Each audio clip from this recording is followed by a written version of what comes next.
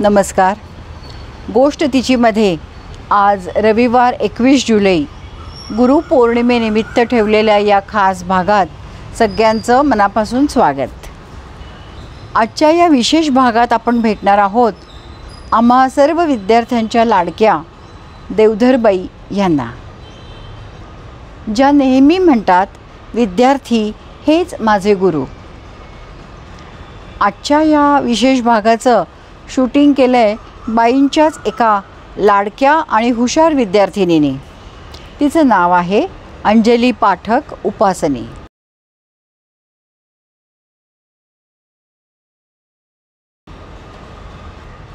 तर गोष्ट तिची बघणाऱ्या ऐकणाऱ्या सगळ्यांना आमच्या ह्या देवधरबाई नक्कीच आवडतील.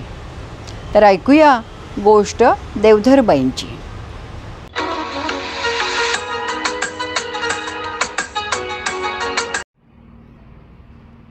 गुरुर्ब्रह्मा गुरुर्विष्णू गुरुर्देवो महेश्वरा गुरुः साक्षात परब्रह्म तस्मै श्री गुरुवे नमः.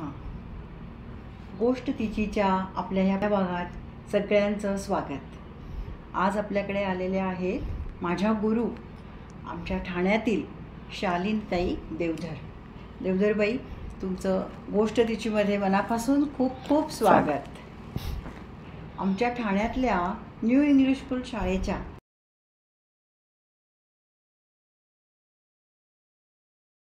आदर्श, लाडक्या, भारदस्त आणि धाकात ठेवून सुद्धा आम्ही कोणीही त्यांना घाबरत नाही अशा आदर्श शिक्षिका आहेत ह्या.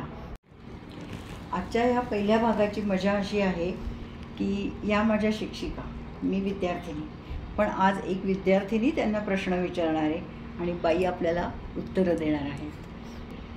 आम्हाला बाई म्हणून तुम्ही लाडक्या आहात, माहिती आहात असं वाटत असतं, पण तुमचं माहेर कुठलं, तुमचं नाव काय पहिलं, काहीच माहीत नाही आम्हाला. तर मला त्याच्याबद्दल थोडी तुमची सांगाल का बॅकग्राऊंड? बॅकग्राऊंडचं काय, खरं म्हणजे मुलांना असं बाईंना प्रश्न विचारायची भीती वाटते म्हणून पण कोणी मला विचारलं नसेल. परंतु मूळची आज मी शालिनी देवधर, पूर्वाश्रमीची शालिनी परचुरे. बरं. मी सगळ्यांना धाकात ठेवले कारण माझं आडनावच परचुरे आहे. दुसऱ्याचा माझ्या कोण वाटेत आले तर त्याचा चुरा होणार. अरे बापरे. मी पुण्याला SP कॉलेजच्या शेजारी आमचा बऱ्यापैकी मोठा बंगला होता. अच्छा. घरात आईवडील, आजी, 4 भाऊ, 1 बहीण, असं आमचं मोठं छान घर होतं. बऱ्यापैकी आम्ही खरं म्हणजे तर श्रीमंतच होतो, बऱ्यापैकी. पण आमची श्रीमंती जी होती ती म्हणजे आनंदाची श्रीमंती होती, माणसांची श्रीमंती होती. आमचं घर सदैव माणसांनी भरलेलं असायचं, सगळ्यांच्या चेहऱ्यावर नेहमी हास्य असायचं. वा. अशा आनंदी घरातनं मी इथे आल्यामुळे इथे पण मला आनंद पसरवता आला. तर मी SP कॉलेजमध्येच होते कारण समोरच होतो. तिथून मी BSc झाले. तेव्हा कधी काही असं वाटलंच नव्हतं की पुढे आपण काही शिक्षक वगैरे होणार आहे. कधी झालेही नसते माझं काही, कारण मी प्रचंड भिडस्त होते म्हणून BEd वगैरे काही केलेलं नव्हतं. कॉलेजमध्ये असूनसुद्धा तेव्हा BEd केलं नाही आणि नंतर ठाण्याहून उल्हासनगरला जाऊन मी BEd केलं. अरे बाप. आणि काय हवंय तुला? आणि मला तुमचं तर हे कळलं की तुम्ही बेसिक पुण्यातल्या आहात. हो. मग तुमचं शिक्षण झाल्यावर मग लग्न झालं का नोकरी वगैरे केली पुण्यात काही? शिक्षण माझं पुण्यातच झालं आहे. जसं कॉलेजमध्ये सांगितलं तसं शाळासुद्धा आमची भावे स्कूल किंवा MES गर्ल्स स्कूल. अच्छा. म्हणजे मयसो मुलींचे विद्यालय. हो. नंतर नोकरी मी केली, म्हणजे नोकरीची सुरुवात झाली किंवा मी शिक्षक झाले हे तर कुणाला खरंही नाही वाटणार, कारण माझ्यासारखी नोकरी कुणालाच मिळाली नसेल. समोर आमच्या नवरी मुलींची शाळा होती. एक दिवस काय झालं, तिथल्या शाळेचा शिपाई आला आमच्या घरी आणि माझ्या आईला म्हणला की तुम्हाला किंवा तुमच्यापैकी कोणाला तरी बोलवलं आहे बाईंनी, मुख्याध्यापक बाईंनी. गेले तर त्या बाई म्हणल्या BSc आहात ना, आम्हाला सायन्स टीचर हवा आहे, तो महिनाभर नाही आहे 11वीला, हो. जा त्या वर्गावर जाऊन शिकवा. ही माझ्या नोकरीची सुरुवात. म्हणजे मी माझा पहिलाच तास नववीतल्या 11वी अ वर्गावर घेतला, जेव्हा शिक्षकाचं कोणतंही शिक्षण मी घेतलेलं नव्हतं, किंबहुना मनातही नव्हतं आपण शिक्षक व्हावं. आणि मी शिकवलं आणि त्या मुलींना धन्यवाद खरोखर, कारण तिथे गेले आणि मी शिक्षक कायमची बनले. बरोबर. इतका तो सुंदर असा चैतन्यमय वर्ग होता. खूप धांगडधिंगा मला आवडतात तशाच सगळ्या मैत्रिणी मुली होत्या. लहान होतात वयाने, मग तुम्हाला काही टेन्शन नाही का आलं तेव्हा? नाही आलं, तेच सांगते ना. हो, कारण कसं काय कोणाच ठोके. 11वीतल्या मुली म्हणजे सुद्धा मोठ्या असतात ना व्यवस्थित. त्या माझ्यापेक्षा म्हणजे मी त्यांच्यापेक्षा मी BSc झालेली, त्या 11वीत होत्या, एवढाच फरक होता. त्यामुळे काय समवयस्क असल्यासारख्याच होत्या. बरोबर. बरं, मी काही फार गंभीर प्रवृत्तीची नाही. हो. वर्गात दंगाविंगा करायला मला पण आवडायचा. अगदी. त्यामुळे मी पहिलंच वाक्य सांगितलं त्याला की आपण मजा करत करत शिकूया. म्हटल्यावर मी अख्खा वर्ग जिंकला. तिथेच जिंकलं तुम्ही, खरं आहे. आणि अशी मी तिथे शिक्षक बनले. अच्छा. मग काय, तिथनं मला त्या बाईंनी दुसऱ्या शाळेत पाठवलं, त्यांना शिक्षक हवा आहे. तिथनं तिसऱ्या शाळेत पाठवलं. म्हणजे अशा छोट्या छोट्या नोकऱ्या तुम्ही तिथे केल्यात? लिव्ह वेकन्सीवर. बरोबर. तिथे असली म्हणजे शिक्षक वगैरे काय नाही, फक्त BSc एवढंच त्या चालत असे. बरोबर. आणि हुजूरबागेत आणि मोठ्या मोठ्या शाळांमध्ये A ग्रेडची हुजूरबागा. म्हणजे काय, नववी आणि हुजूरबागा मिळून माझं खरं जर म्हणाल तर शिकवण्याची क्रिया पूर्ण झाली नंतर मला कधीही आयुष्यात काहीही अडलं नाही. अच्छा.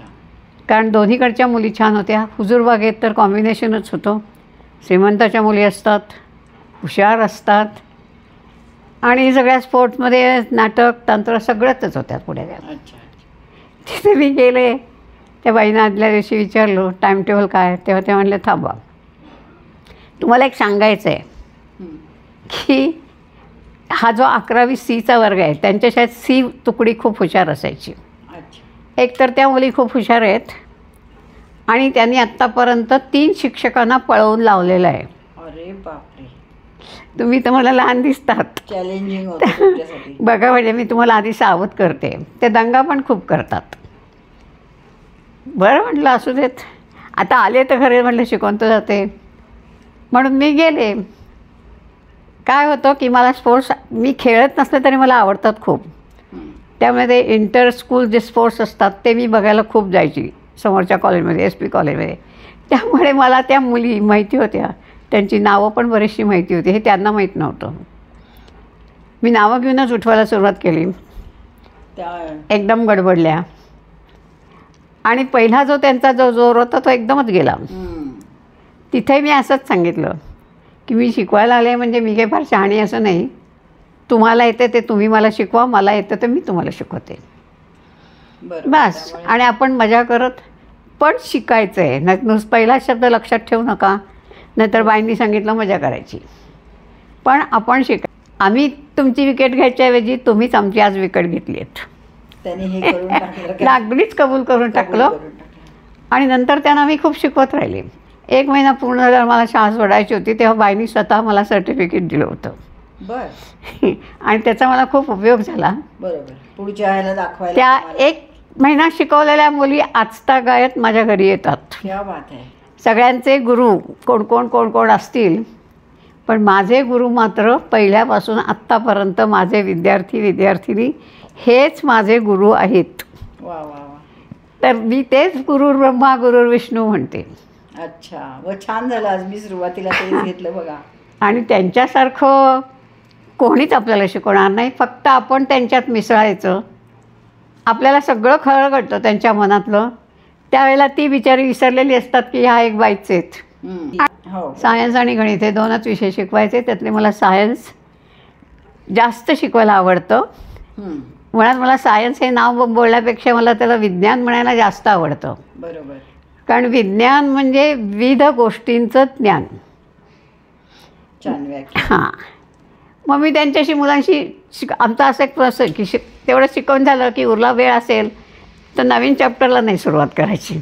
मग काहीतरी बाई मी गाणं बोलू का, बाई मी अमकं करू का, तर त्याला मुलाला परवानगी द्यायची. बरोबर. त्याच्यात मला कोणाला काय काय येतं, कोण काय, हे पण ह्याचं पण मला ज्ञान झालं. हो, आणि मुलं हुशार असतात कुठल्या ना कुठल्या क्षेत्रात, प्रत्येकाचं असतं. नाही, मला सांगा, तुमचं आता हे पुण्यातल्या ज्या छोट्या छोट्या नोकऱ्या झाल्या लिव्ह वेकन्सीच्या, मग तुमचं लग्न कधी झालं किंवा काय? त्याच्यानंतर लग्न झालं. अच्छा, मग लग्नानंतर तुम्ही कुठे आलात? लग्नानंतर मी दादरला होते. बर. खरं म्हणजे माझ्यासाठी ते एक दिव्यच होतं.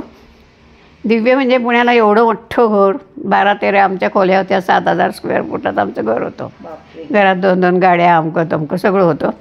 तिथनं मी 3 खोल्यात गेले. अय्यो. तीसुद्धा दादरला. मुंबईची हवा तर किती गाडी. आणि पुण्याची मुलगी मुंबईला यायला जरा काकूच करत असते, खरं आहे. पण नंतर मी तिथनं माझ्या मिस्टरांची कवाड म्हणून तिथे एक स्पिनिंग मिल होती, विश्वभारती स्पिनिंग मिल म्हणून. तिथे आम्हाला मिलमध्ये बंगला वगैरे होता, कारण ते असिस्टंट चीफ इंजिनियर होते. अच्छा. त्या बंगल्यात कोण राहणार, आजूबाजूला कोण नाही. तर मी तिथलं पलीकडचं एक अनगाव म्हणून गाव होतं, अच्छा. त्या गावात मी राहते असं म्हटलं. बरं. अनगावला वस्ती होती म्हणजे काय, तिथे गमतीशीरच. तू कुणालाही विचार, त्याचं अण्णा जोशीच असायचं. अरे, म्हणजे सुनई जोशांचीच आणि सासरी जोशी जाशी, आहे. सगळे जोशीच होते. सगळे कोकणस्थ ब्राह्मण होते. बरं. शाळा पण छान होती आणि अशी, पण एकच वर्ग होता असा त्यांचा.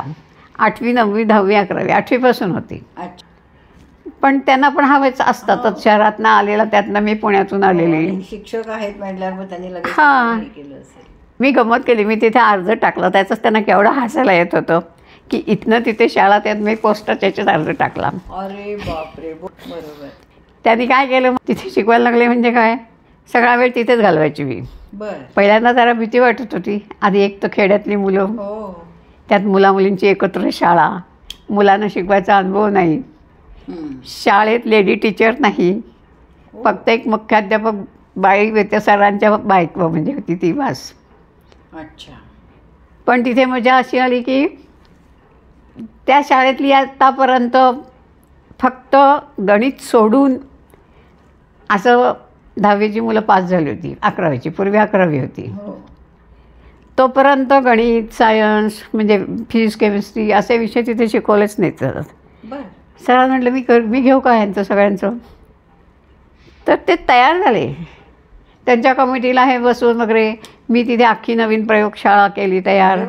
सगळ्यांना मला परवानगी होती आणि मी दिवसभर शिकवतच होते ना त्यांना. म्हटलं माझ्यावर जबाबदारी, मी घेते. त्या शाळेचा चांगलाच विकास झाला असेल. खरंच छान. छानच झाला आता. मी एकच, कारण मला माहिती होतं, कारण आमचं ठाण्याचं घर तयार व्हायचं होतं. अच्छा. तोपर्यंत मी तिथे राहिले होते अनगाळात. मस्त मला आवडलं होतं खूप. हां. आता तुम्ही ठाण्यामध्ये आलात, मग न्यू इंग्लिश स्कूललाच लागलात लगेचच आमच्या शाळेमध्ये, म्हणजे का मध्ये कुठे काही असं? नाही, मी न्यू इंग्लिश स्कूलात प्रयत्न केला. प्रयत्न तिथेसुद्धा मला खरं म्हणजे करावं नाही लागलं जास्त. ते अनगावचे शिक्षक मला सोडत नव्हते. ते म्हणत, मी बी एड वगैरे काही नव्हतेच तोपर्यंत. हो. इंग्लिश स्कूलला आल्यावर सुद्धा मी 5 वर्ष मी बी एड केलेलं नव्हतं. अच्छा. तेव्हा चालत होतं का तेवढं? तेव्हा सायन्स टीचरला चालायचंच, कारण सायन्स टीचर मिळायचेच नाहीत. ते सगळे फॅक्टरीत नोकरीला जायचे, पगार जास्त असायचा. बरोबर. मला पगाराची पर्वाच नव्हती ना काही.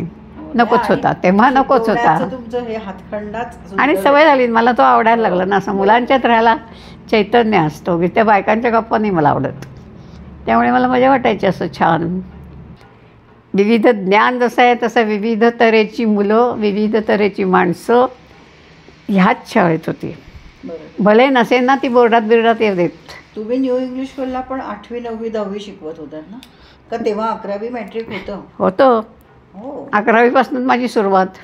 अच्छा. बाकी सगळ्या शाळेत मॉन्टेसरीन 5वीपासून सुरुवात होते. माझी सुरुवात 11वीपासूनच झाली ना. बरं. इंग्लिश स्कूलला सुद्धा काय झालं, मी गेले इंटरव्ह्यूला म्हणून मी असे गेले दुपारी. तेव्हा मधला एक ब्रिज पण बंद होता. अनगावहून भिवंडीला जायचो, भिवंडीहून कल्याणला जायचो, कल्याणहून ठाण्याला जायचो. बापरे. असे मी गेले होते. तर तिथे एक ते बसले होते सर, असे अगदी साधे होते, साधा शर्ट धोतर, आणि बसले होते. मी म्हटलं असतील कोणतरी क्लार्क वगैरे असं. तर मग तुम्ही हे शिकवाल का, ते शिकवाल का? तर मी नाही सांगितलं. नाही म्हणजे काय, इंग्लिश शिकवाल का? तर मी नाही सांगितलं. म्हटलं मला न विचारता 9वी शाळेत मला कायम केलं होतं दुसऱ्याकडनं काढून. आणि माझ्या हातात टाईम टेबल ठेवलं तेव्हा त्याच्यात 10वीचं इंग्लिश होतं. मी नोकरी सोडून दिली. म्हटलं आम्हाला स्वतःला येत नाही तर म्हणजे कसं नुकसान होतं, शिक्षक वाईट आले तर हे आम्ही अनुभवलं आहे. कारण आम्हाला 8वीत ABCD होतं. 8वी 9वी 10वी सायन्सला काही लागत नाही, सायन्स फारसं इंग्लिश यायला. दुसऱ्या शाळेत मला इंग्लिश शिकवा सांगितलं म्हणून मी सोडून दिलं. आनगावच्या शाळेत मला या मुलींनी दम भरला होता, हुजूर बघायच्या त्या सरोज आपटेनी वगैरे. बाई नोकरी सोडाल तर याद राखा, तुम्हाला जर काही हवं असेल तर ते आम्ही तुम्हाला शिकवतो, पण नोकरी सोडायची नाही, कारण मुलांना मग सायन्स गणित शिकायला मिळणार नाही. बरोबर. त्या शाळेत मी स्पेशल भूगोल पण शिकवला होता. त्यांच्यापेक्षा माझं मराठी नक्कीच चांगलं होतं ना. कुठलंही इंग्लिश सोडून कुठलाही विषय मी शिकवत होते तिथे. मी BEdला असताना सगळंच मला कठीण गेलो, बरं. कारण मी नोकरी करत होते, सकाळी कॉलेजला जात होते, कॉलेजमधनं नोकरी करत, म्हणजे सकाळी मी 5:30ला घर सोडायचे ते रात्री मी 7ला घरी यायचे. शाळा दुपारची असायची 12 ते 7. माझी शाळा मी लागले शाळेत तेव्हा 9:30 ते 3:30 होते. बरं. मी BEdला गेले तेव्हा आम्हाला शाळेत माझी 12:30ला करून दिली, हां. कारण सकाळी कॉलेजमध्ये जाता यावं म्हणून. BEd किती 1 वर्षाचं का? हो, आमच्या सुदैवाने 1 वर्षाचं होतं. शाळेत नोकरी करत होते म्हणून लेसन कमी होते, अच्छा. नाहीतर काय 40 वगैरे असायचे, आम्हाला 20. माझे पहिले 1-2 लेसन बघितल्यावर माझे रेग्युलर तासच त्याने रेग्युलर लेसन म्हणून बघायला सुरुवात केली त्या माणसाने. त्यामुळे ते जरा थोडंसं चांगलं झालं मला. पण परीक्षा अर्धवट झाली माझी, म्हणून मग मी लेसनची प्रॅक्टिकलची परीक्षा देऊन टाकली. हे आमचे मंदार साहेब जन्माला आले त्याच्यातच नेमके. अच्छा. 5 वर्ष नव्हते पण तेव्हा उगवले. त्यामुळे काय करतो आता? मंदार आता कॉम्प्युटरचं त्याचं झालेलं आहे. तो खरा BCom MBA आहे. हो. त्यांनी CDACचा कोर्स केल्यामुळे त्याला ते कॉम्प्युटरच्या ह्याच्यात चांगलं मिळालं. अच्छा. नंतर तो नोकऱ्या करत होता. नोकऱ्या म्हणजे इथे आम्ही सिमेंटेकमध्ये तो होता, घराच्या जवळ आहे म्हणून. हो. पण नंतर मंदारमुळे तुम्ही पुण्यात आलात राहायला? मंदारमुळे आले. किती वर्ष झाली पुण्यात येऊन तरी? पुण्यात येऊन मी जवळ आता 13 वर्ष झाली. अच्छा. मला बापरे. या 13 वर्ष ह्याच घरात झाली, म्हणजे त्याच्या आधी 4 वर्ष. हां. तुम्ही जेव्हा 8वी 9वी 10वी मुलांना शिकवायचा तर कधी कधी तुमच्या म्हणजे तुम्ही A डिव्हिजन B डिव्हिजनला पण शिकवायचा आणि थोड्याशा EF किंवा अशा थोड्या कमी कळणाऱ्या म्हणा किंवा अशा कच्च्या पक्क्या मुलांच्या ह्याच्यात पण तुम्ही असायचा आणि ती मुलं तुमची विशेष करून लाडकी असायची, पण तुम्ही त्यांच्याशी खूप छान वागायचा. तर ते कसं काय? मी खरं म्हणजे पहिल्यांदा बरेच वर्ष A डिव्हिजनला शिकवत होते. माझी सुरुवात मी सांगितलं तसं उलटीकडनं झालेली आहे. 11वी 10वी आणि असंच. अच्छा. 9वी त्याच्या खालचं नाही आहे. न्यू मॅथ्स न्यू सायन्स आलं तेव्हा त्याचा कोर्स केला, तर त्यावेळेला मला 8वी आलं. तेव्हा गडबड अशी व्हायची की 2-2 वर्ग शिकवायला लागायचे. एका वर्गात ABCD त्रिकोण म्हणायचं, एका वर्गात अबक त्रिकोण म्हणायचं. हो. सेमी इंग्लिश मीडियम सुरू झालं होतं. नाही, न्यू मॅथ्समध्ये असंच होतं. बरं. त्यामुळे अर्ध मराठीत अर्ध शिक. गणितात सगळे ज्या कन्सेप्ट होत्या त्या इंग्लिशमध्ये होत्या अशा. हो बरोबर. पण बोलायचं सगळं मराठीतच. अरे. गणितही मराठीत असायची, पण आकडे आणि अक्षरं इंग्लिश होती. हो बरोबर. आमच्या बॅचला पण हेच होतं की तसंच 10वीत पण होतं तसंच. हो. त्याच वेळेला मला काय झालं, 10वीत फिजिक्स केमिस्ट्री पण शिकवायचा आणि शरीर विज्ञान पण शिकवायचं. हो. आणि की कोणीही किती काही म्हणू देत तरी पूर्वीचा अभ्यास आत्ताच्यापेक्षा अवघड होता. ती मुलं भरपूर अभ्यास त्यांना करायला लागायची. फिजिक्स केमिस्ट्रीचा एवढा ठोकळा होता असा एक. त्या उन्हाने हे अगदीच सोपं होतं. 3 पुस्तकं स्वतंत्र झाली ना. हो बरोबर. तिथे एकच शिकवायचं. अगदी खरं बोलायचं तर मुलांना शिकवायला मला खूप आवडतं. मुलं आणि मुली यांचं हे वेगळंच असतं एक. मुलांच्या ह्याला शिकवायला खूप मजा येते. ती जे जे काय बडबडतात ना ते आपण घेऊन आपण हजर जबाबही पाहिजे, म्हणजे मजा येते. बरोबर. दुसरं असं त्यांना एक मुलींबद्दल असा राग येतो, कारण नेहमी खोड्या काढतात मुली आणि शिक्षा होते मुलांना. तसं झालं नाही. माझा दोन्हींना समान न्याय होता. मुलगा आणि मुलगीने बरोबर शिकताना मग एकच नियम, जी शिक्षा मुलांना तीच शिक्षा मुलीला. त्याच्याबद्दल त्यांना ते खूप प्रेम वाटायचं असं की त्यामुळे बाई तुम्ही त्यांची त्यांना बाजू घेत नाहीत. जिंकलत की हां ह्या समान वागतात सगळ्यांशी असं. त्यामुळे ते त्यांना आवडायचं. ती मुलं खूप म्हणजे खूपच छान होती. आणि मी जो एकदा 10वी सीचा वर्ग घेतला तो मी क्लास टीचर असेपर्यंत मी सीच घेतला. अच्छा. कारण मला दुसरं असंही कळलं की ह्या मुलांना आपली खरी जरुरी आहे. यांना खरी गरज असते. घरात तर काय कळत पण नाही. काय की मुलं मला ते अनगावला सुद्धा म्हणायची अशी, बाई कशाला प्रगती पुस्तकं देतात, तुम्हीच त्याच्यावर करा, काही त्यांना कळत नाही आणि काही नाही म्हणे असं. पालकांना कळलं तर पाहिजे ना तेवढं खरं. इथे तसंच होतं ना. बरोबर आहे. तर त्या मुलांना जेव्हा कळलं की ह्या बाई आपली बाजू घेतात, मी म्हटलं अरे नाही आलं तर नाही आलं, मला तरी कुठे येते म्हटलं, आज काय शिकवतं आहे तेवढं आलं बाद झालं म्हटलं. तर ते त्यांना असं जे बोलणं असतं ना त्यांच्या लेवलवर जाऊन आपण ते आणि त्यांचे विषय त्यांना जे समजेल ते. आता भूमिती असं जो अगदी व्याख्या घेऊन शिकवायला सुरुवात केली तो किती अवघड जातं. मी म्हटलं हे बा मला जे येत नाही ना ते तुम्हाला येतो. काय हवं आहे काय म्हटलं, बघ तू खो खो खेळतो, पिच आखतोस, कसं आखतात, सगळ्या बाजू सारख्या आखतात नाही, 2 लांब 2 मग झाला नाही 1 काय झाला आयत झाली आयताची व्याख्या. हे त्यांना पटकन कळलं. लक्षात राहतं. 2 खांब तिथे उभे असतात, तुम्हाला उत्तरं देता येत नाहीत तेव्हा तुम्ही आम्ही म्हणतो काय खांबासारखा उभा राहिला आहे, काय असतं हे, त्यालाच म्हणतात लंब. बघा तिथे 2 लंब आहेत. नाही मला याच्यातनं आठवते बाई, म्हणजे तुम्ही आम्हाला काही काही अशा ट्रिक्स सांगायचा की छोट्या छोट्या गोष्टी असायच्या त्यातनं आम्हाला अजूनही लक्षात आहेत. अंमलात निळा लिटमस तांबडा होतो, सायन्स कसं पाठ करणार. तर त्यांनी एक सांगितलं होतं अनिता, मुलीचं नाव लक्षात ठेवा, अंमलात निळा लिटमस तांबडा होतो.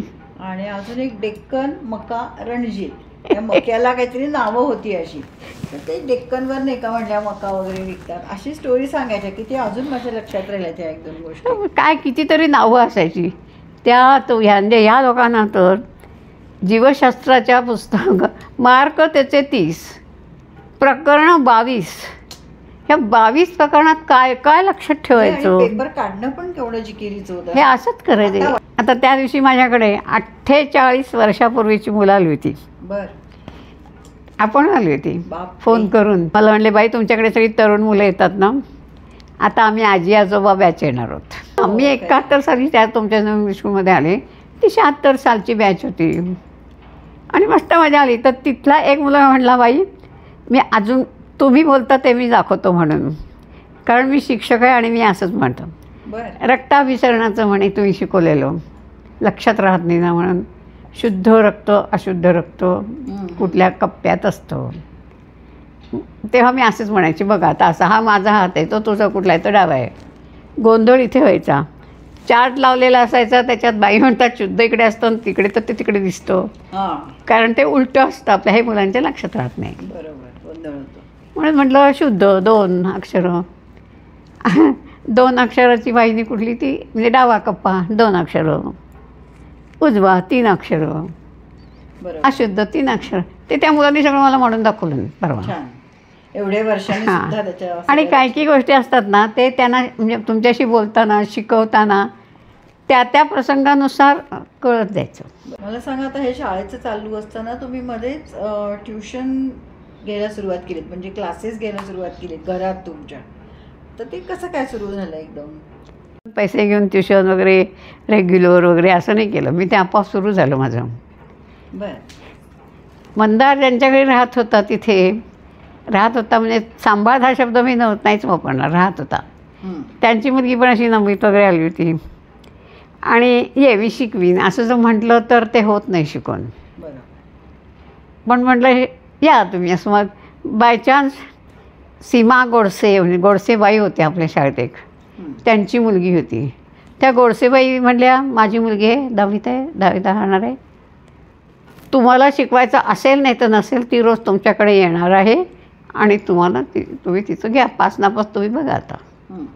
मग सीमा तिची मैत्रीण, गोडसे म्हणजे तिचं नाव होतं, लता आली, मही आली, असं पहिल्याच वेळात एवढ्या मुली झाल्या माझ्याकडे आपोआपच. अशाच म्हणजे तो काय असं क्लास बीस असं काही नव्हताच. तेव्हा मंदार तर एवढा लहान होता, यांच्या अंगावर सायकल आणायचा हे आणायचा, सगळ्यांची पेनं घ्यायचा. मग तिथे एवढी पेनं ठेवली होती आम्ही, त्यांना बाबांचं पण काही घरात क्लास किंवा घरात ते मुलं नसेल, ते काय 8 दिवसांनी येत, त्यांना मुलं आवडतच होतं. हां. पण ते लवकरच गेली. तेव्हा मंदार जेमतेम 10 वर्षाचा होता. हां. त्यामुळे त्यामुळे नंतर तर काय मला प्रश्नच नव्हता. तुम्ही एकंदर किती वर्ष हे केला पेशा, शिक्षकी पेशा? 25 वगैरे 30 का जास्त? 28 वर्षांनी मी स्कूललाच केला. अरे बापरे, त्याच्या आधीचा मोजायलाच त्याच्यानंतर नको. आधीचा आणि पुढे मी क्लासेस घेतच होते ना. हो तेच. मी व्हॉलेंटरी घेतली होती शाळेत, कारण त्याने फार कटकट आली होती. क्लास शिक्षकांनी क्लास घ्यायचे नाही, तमकं नाही तमकं नाही. पण मग आता तुम्ही पुण्यात आलात, तर मग पुण्यात नाही का तुम्हाला पुन्हा सुरू करावं असं काही वाटलं? मला नाही वाटलं किंबहुना मी आता बास करावं असंच सगळ्यांना वाटलं. हो. म्हणून तिथनं सोडून, बरोबर. कारण माझ्या मुलाचं म्हणणं होतं जोपर्यंत आपण इथे होतो तोपर्यंत तुझं शिकवणं संपणार नाही. नक्कीच पुढच्या कारण एक सगळेजण batch इथे येऊन येणारच. बसणारच. अगदी अगदी खरं आहे. आणि तुला आवडतं शिकवायला.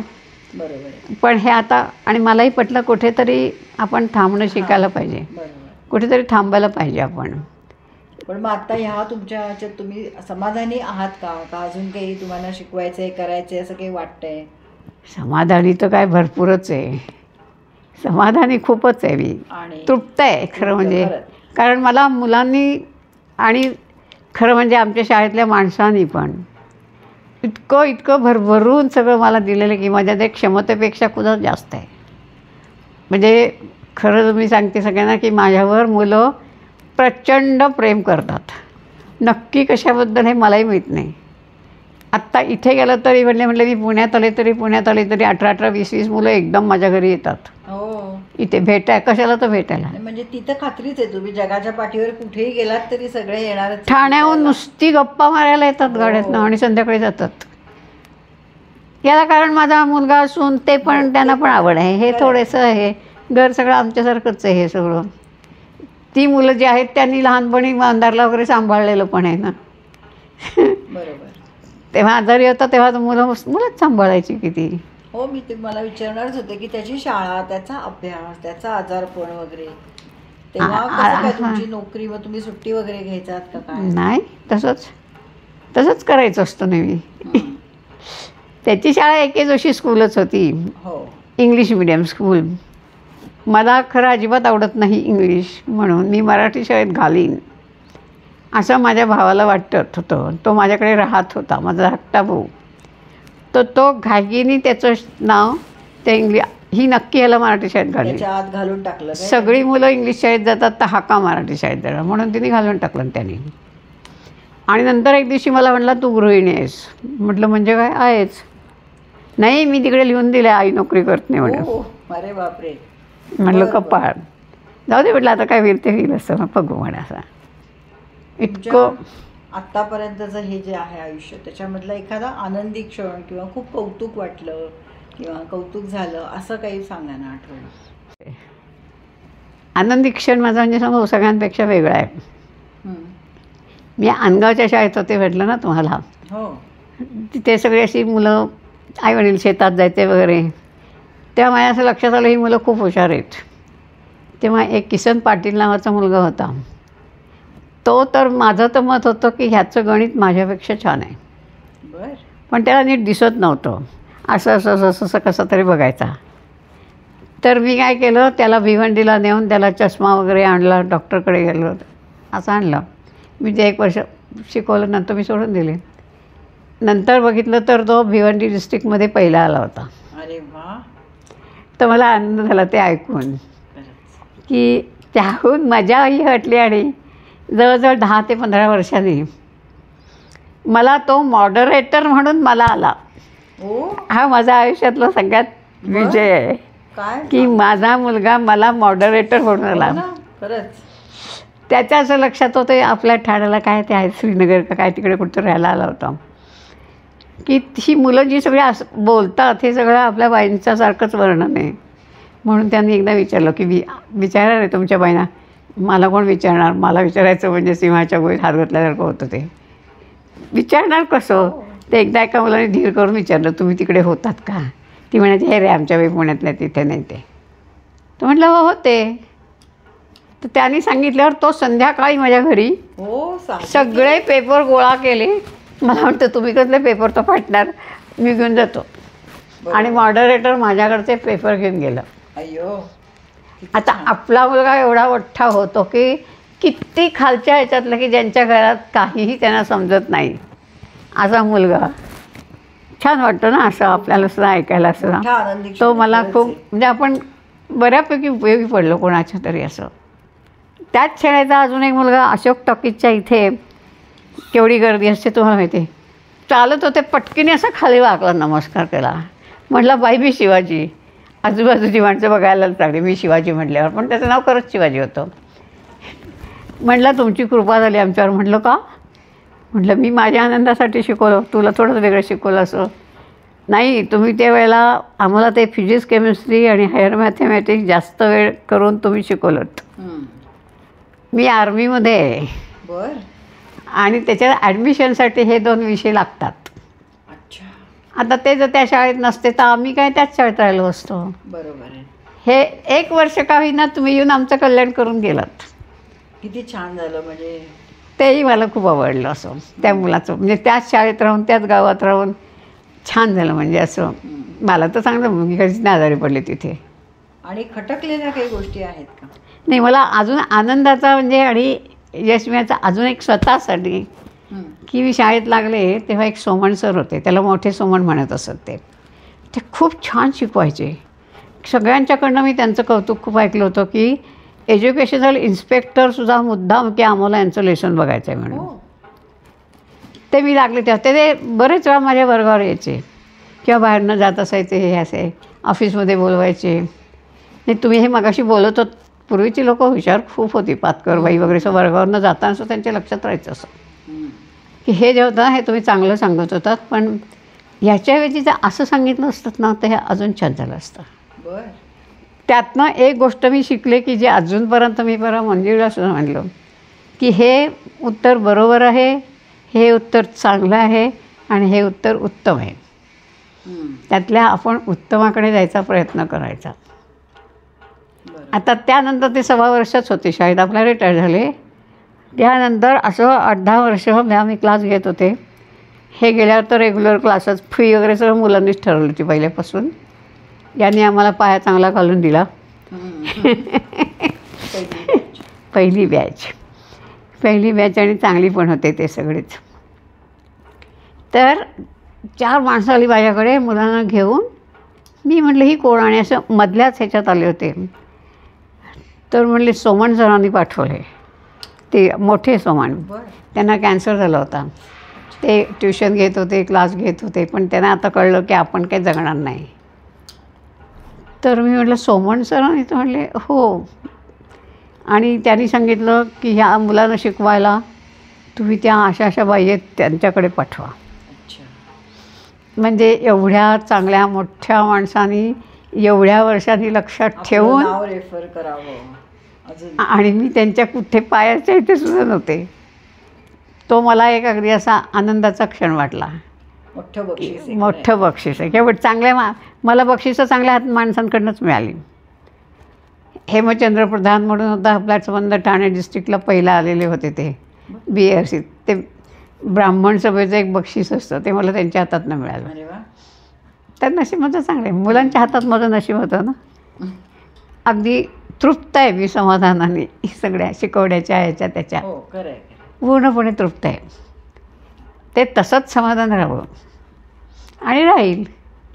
कारण मला एकदा पुण्यात येताना म्हणजे मी मुलांना म्हणायची माझे शरीर तिकडे गेलं तरी आत्मा इकडेच राहिला आहे. पण आता आत्मा आपण इकडे यायला लागला. आणि आता तुमचा 80वा वाढदिवस साजरा केला काही जणांनी, तर ते कसं वाटलं तुम्हाला त्या दिवशी? देवधरबाई 31 डिसेंबर विसरणार नाही मी जन्मभर. आज आहे माझ्या बाईंचा वाढदिवस आणि यावर्षीचा शेवटचा दिवस. देवानी खरंच कमाल केली. वर्ष समाप्तीला बुद्धी दौलत काढली. मनमोकळा स्वभाव आणि यथेच्छ हर्ष आहे त्यांच्या चेहऱ्यावर वर्षानुवर्ष. प्रत्येकाच्या मनात पटकिनी शिरतात. प्रत्येकाला कसं आपलंसं करतात. जातो आम्ही जेव्हा त्यांच्या घरी उतराविषयी वाटत नाही आम्हा पायरी. त्या दिवशी एक तर फसवून केलं. हो ना, त्याच्याशिवाय तुम्ही करूनच देणार नाही. म्हणूनच हां, त्याचे सूत्रधार माझा मुलगा सून ते पण होते. बरोबर. आता जसं तुम्ही येता तसे माझ्याकडे नेहमी येणारी मुलं माणसं त्यांना माहिती आहेत. त्यांनी तेवढ्यांना बोलवलं. त्यात वेदसनी आमच्या नातीनी इन्व्हिटेशन कार्ड तयार केलं. बर. तुमच्या मोबाईलमुळे ते सहज शक्य होतं. हो. सगळ्यांना ते केलं. मुलींना मंजिरीने फोन केले, मुलांना ह्यांनी फोन केले आणि त्या दोघांनी मिळून ते मुलांना हाताशी धरून, ठाण्याला जास्त राहते, राहण्यातच सगळं आहे म्हणून तिथलं नाव, पण पुण्याची पण आली होती मुलं सगळी. बरोबर. आत्ता जसं चाफ्याची फुलं दिली तसं त्यांनी 80 चाफ्याच्या फुलाचा हार आणला होता, कारण मला आवडतात. मस्त. मध्ये एकदा 75व्या वर्षीसुद्धा एका वर्गातल्या मुलांनी मला असं फसवून केलं होतं. एका मुलीने मला जेवायला बोलवलं, नवीन ब्लॉग घेतला होता. खूप दिवस मी त्याला येईन म्हणत होते. म्हटलं बरं जाऊ दे, येते मी उद्या. तिच्या घरी गेले ते सगळं घर भरलेलं. छान. सगळेजण तिथे आले होते का? अरे वा. त्यांनी स्वागत करण्याची पद्धत त्यांची मला आवडली. सगळ्या मुलांशी बोलणं होत नाही ना, मला उभं राहायला सांगितलं ओंजळ धरून आणि एकेका मुलांनी एक चाफ्याचं फूल माझ्या हातात टाकलं. वा. आणि नमस्कार केला. किती छान. ते मला आवडलं होतं. नंतर माझी सगळी फुलं परत घेतली. बर. आणि गंमत म्हणजे माझ्याच शेजारच्या हॉटेलमध्ये इथे जेवायला आणलं बर. मला. काही मला माहीत नव्हतं. आणि तिथल्या ताटाभोवती त्याच फुलांची पुन्हा रांगोळी काढली. मस्त. छान छान. असं छान वाटलं असतं ते मला. खरं आहे. म्हणजे हे प्रत्येकाशी संबंध येतो ना, तर सगळी माणसं. खरं आहे. आणि मला आता एकच सांगा तुम्ही, शेवटचा आपला प्रश्न आहे की स्त्री म्हणजे काय तुमच्या दृष्टीने जीवनामध्ये? कारण आपला हा कार्यक्रम गोष्ट तिची म्हणजे एका स्त्रीच्या गोष्टींचा कार्यक्रम आहे. तर तुमच्या दृष्टीने स्त्री म्हणजे काय? म्हटलं साहित्यिक आहे का मी? माझ्या मैत्रिणी सगळ्या साहित्यिक आहेत. हो ना. खरं जर बोललं तर सगळ्याच साहित्यिक आहेत. पण त्या साहित्यिक असल्यामुळे मी फक्त सरवट भक्ती करत आले इतके वर्ष. हो. आणि ते सुद्धा तिने कसं मला पकडतेस? स्त्री म्हणजे काय असा प्रश्न साहित्यिक विचारलास. हो. आणि पुढे म्हणतेस एका शब्दात सांगा. हा आला सायन्स. मग तुम्हाला तसंच पाहिजे. तुम्ही एका शब्दातच उत्तर देणार त्याचं, मला तर खात्री आहे. म्हणजे बघ ना कसं आता काय सांगायचं आता ह्याच्यात. पण आता साहित्यिक नसले तरी साहित्यिकांच्या भाषेत खूप असतं. स्त्री म्हणजे शक्ती, अमकं ती दुर्गा आणि वगैरे खूप असतं. ऊर्जा असते, आमकी सगळ्याची जननी असते, असं खूप काय काय सांगता येतं. पण आपण काय सामान्य माणसांना किंवा मुलांना शिकवणारं सगळ्यात सोपं करत आणत शिकणारी मी बाई आहे. त्यामुळे माझी व्याख्या वेगळी आहे. म्हणजे सहज जी मुलं चूक करतात बोलताना वगैरे, त्या बोलण्यातनं मी व्याख्या मगाशी अशी सहज केली बसल्या बसल्या की पटकीने कळेल आणि पटेल. कळलं पाहिजे आणि पटलं पाहिजे. पटणं हे दुसरं महत्त्वाचं आहे. तर बोलताना काय बोलतात मुलं, स्त्री हे बऱ्याचना म्हणताच येत नाही, पण त्यांना इस्त्री म्हणता येतो. स्त्री म्हणजे इस्त्री की जी सगळ्या घराला घडी छान बसवते. क्या बात आहे. इस्त्रीचं तापमान कमी जास्त करतो. वेगवेगळ्या कपड्यासाठी आपण वेगवेगळी, तशी घरातली आई किंवा बाई प्रत्येक मुलाला वेगळी ट्रीटमेंट देऊन त्याच्यात किती सुरकुत्या पडल्यात हे बघते आणि त्या सुरकुत्यांवर इस्त्री करते. बरोबर. एकच कपडा असला तर त्याचे प्रत्येक अवयव वेगवेगळे असतात. कुणाला जास्त लागते, बाईला कमी लागते, तशाला जास्त, त्याप्रमाणे ती इस्त्री मारते त्याच्यावर, सगळे जुळवते. त्याचं एक छानपैकी कपडा ना, म्हणजे अख्ख्या घराच्या सुरकुत्या म्हणजे दुःख बिख बाजूला सारून त्या संसाराची घडी म्हणजे आपल्या घराची घडी छान बसून त्याचं सुरेख प्रदर्शन करते. म्हणजे स्त्री. ह्याच्यापेक्षा काय छान बोलणार. ही माझी सायंटिफिक व्याख्या केली. नाही इलेक्ट्रिक उपकरण आहे ना, कारण हे. हो. बरं, कोणी असं म्हणेल की स्त्रीला तापमान लागतं, वीज लागते, पण तेव्हा त्याला माहीत नसतं, तो सायन्स शिकत नाही. कारण आपलं शरीर विजेवरच चालतं आणि आपल्या मेंदूत वीज तयार होते, आपोआपच होतं. ह्याच्यात पण इलेक्ट्रोड असतात, रक्तवाहिन्या असतात, तशा विजेचे तार असतात, सगळं आहे. आपल्या ऊर्जा निर्माण होते म्हणजे काय होतं, हीच की शक्ती. ही आपल्या शरीरात तयार होते. ती किती होऊ द्यायची, किती पॉवरची व्हायची, हे आपल्याला शिकावं लागतं ना. प्रॅक्टिस लागते. जसं कुठल्या कपड्याला किती तापमान लावायचं हे शिकावं लागतं तसंच. म्हणून चांगली बाई व्हायला, चांगली स्त्री व्हायला सुद्धा अनेक गोष्टी शिकाव्या लागतात. मध्येच तापमान वाढवावं लागतं. ही माझी आवडते म्हणून हिला बोलायचं नाही असं नाही. वेळप्रसंगी हिला 2 ठेवायला पण कमी करायचं नाही. तेवढ्यात कौतुक पण करायचं. तसं आहे. स्त्री छान झाली की एक शेवटची मारायची. बरोबर. काय छान दिसते ती घडी छान दिसली की आनंदित व्हायचं एकदम आपण. छान सांगितलं. स्त्रीची व्याख्या अशी कधीही मी मनात पण नव्हती आणली, पण अगदी पटली मला मला. बसल्या बसल्या सुचलं. तर हा नाही छान सुचलं. एका शब्दात कसं सांगणार. नाही बरोबर आहे ना. पण आपल्याला सायन्सवाल्यांना सगळं एक शब्दच हवं असतं ना. हो. कमीत कमी भाषेत. वास्तविक आता तुम्हाकडनं खूप बोलूनच घेतलंयस. हो, मग मला हवंच होतं ना. सगळ्या ह्या गप्पा तुमच्याकडनं ऐकायच्याच होत्या. कुठल्या गप्पा तुम्हाला सगळं माहिती आहे. गोष्ट तिची मध्ये तुम्ही आलात आणि आम्हाला भरपूर वेळ दिलात, त्याच्याबद्दल पुन्हा एकदा धन्यवाद. धन्यवाद म्हटल्याबद्दल धन्यवाद. थँक्यू बिंक्यू शब्द नाही वापरले. नाही, धन्यवाद. अशाच प्रेरणादायी गोष्टी ऐकण्यासाठी बघत रहा गोष्ट तिची.